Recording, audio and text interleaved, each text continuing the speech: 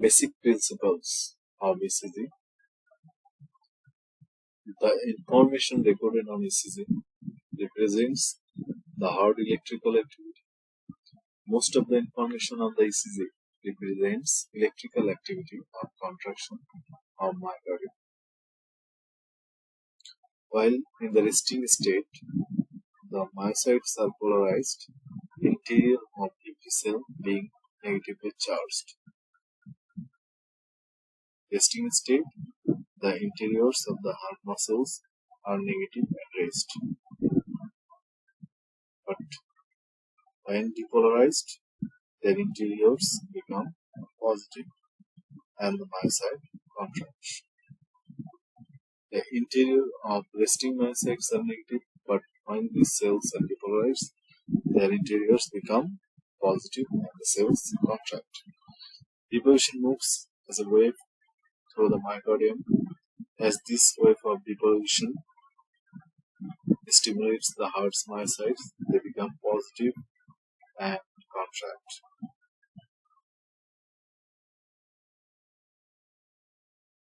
Depolarization may be considered an advancing wave of positive charge within the heart's myocytes.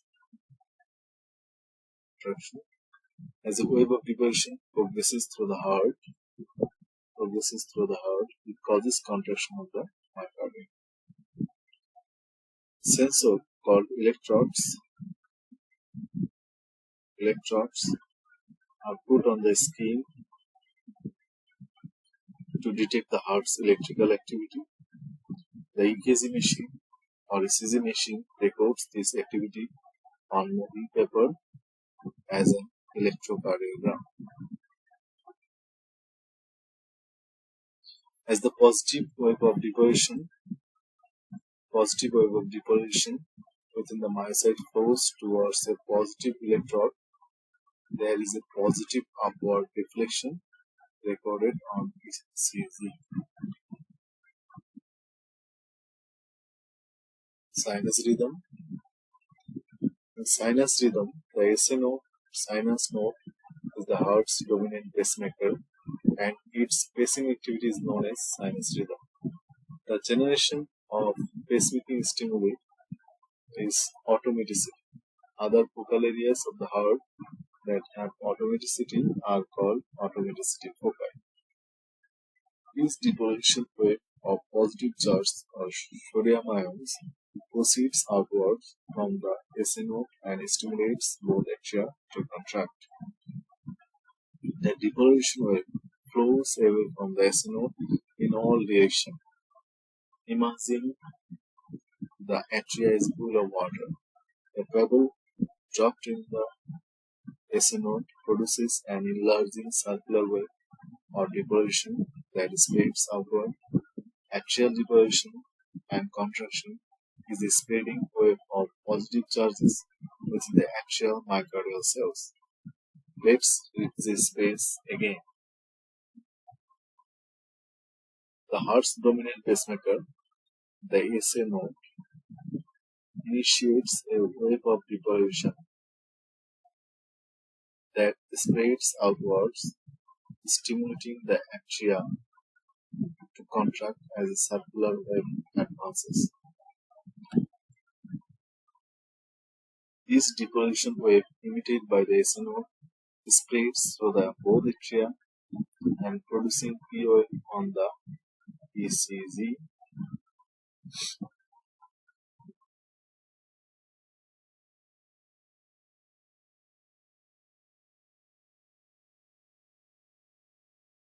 The atrioventricular valves prevent ventricle to atrium blood backflow, and they electrically insulate the ventricles from the atria, except for the AV node, the only conducting path between the atria and the ventricle. Atria and the ventricles, AV node, and atrioventricular valves. Atrioventricular valves prevent blood backflow to the atria, electrically insulate the ventricles from the atria, anterior portion, posterior or back of the patient. AV node.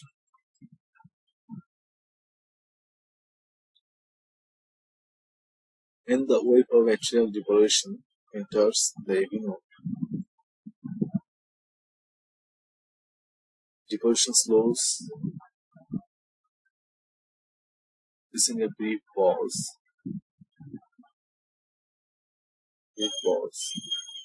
thus allowing time for the blood in the atria to enter the ventricles. Slow conduction through the AV node is carried by calcium ions. Of course, remember that the AV node is the only electrical conduction pathway between the atria and the ventricles. AV node depolarization slows down here.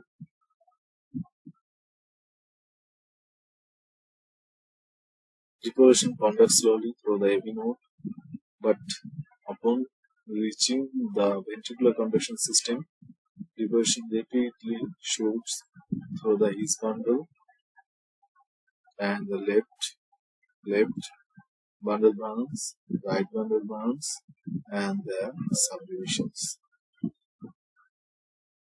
Depolarization conducts slowly through the AV node, since it is carried by slow-moving calcium ions, but depolarization shoots rapidly through the ventricular conduction system, beginning in the His bundle. The ventricular conduction system originates at His bundle. This penetrates the AV valves into the AV valve, then immediately bifurcates into the right and left bundle branches. The His and both bundle branches are bundles of rapidly conducting Purkinje fibers. Like the myocardium, Purkinje fibers use fast-moving sodium ions for the conduction of depolarization. The terminal filaments of the Purkinje fibers rapidly distribute depolarization to the ventricular myocytes. Depolarization of the entire ventricular myocardium produces a QRS complex AG.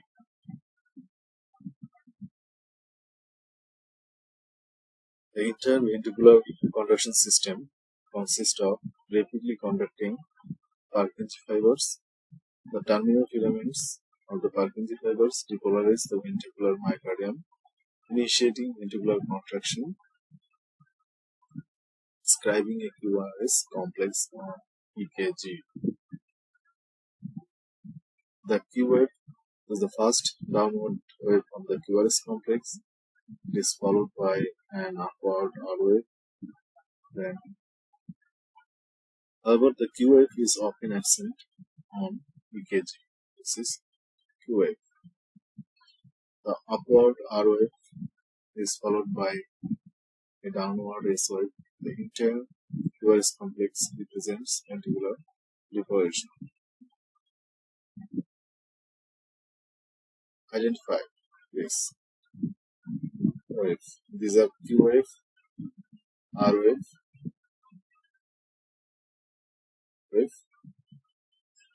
S wave, and Q wave or QS wave. Following the QRS complex, there is a segment of horizontal baseline known as the ST segment, and then a broad T wave appears. The ST segments represents the plateau phase of ventricular depolarization. Ventricular depolarization is rather minimal during the ST segment.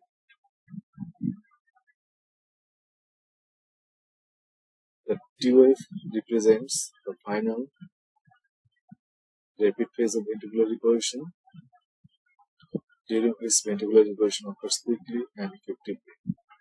Note: depolarization, both phases is accomplished by potassium ions leaving the myocytes.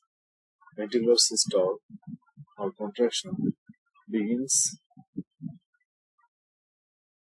the QRS and persist until the end of the TOA. So, ventricular contraction or systole spans deposition and deposition of the ventricles. This is a convenient physiological marker.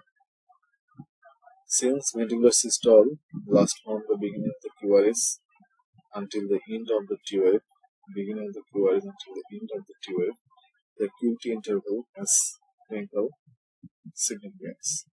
The QT interval represents the duration of ventricular systole and is measured from the beginning of the QRS until the end of the TOA. The QT interval is a good indicator of reparation since reparation comprises most of the QT interval. Patients with hereditary long QT syndrome are vulnerable to dangerous or even deadly ventricular arrhythmia. If you will detect this anomaly and probably save a patient's life during your care. Rapid heart rates, both reposition and deposition, occur faster for greater efficiency, so the QT interval varies with heart rate. Precise QT interval measurements are corrected for rate, so they are called QTC values. As a simple rule of thumb, the QT interval is considered normal when it is less than half of the R to R level at normal rates. The movement of three types of ions determines all aspects of cardiac conduction, contraction, and reposition. Calcium ions cause myocyte contraction.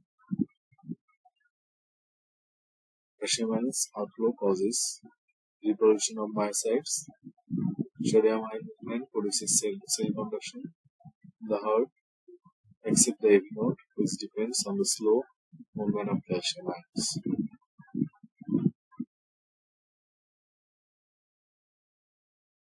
Thank you. Thank you all for watching this video.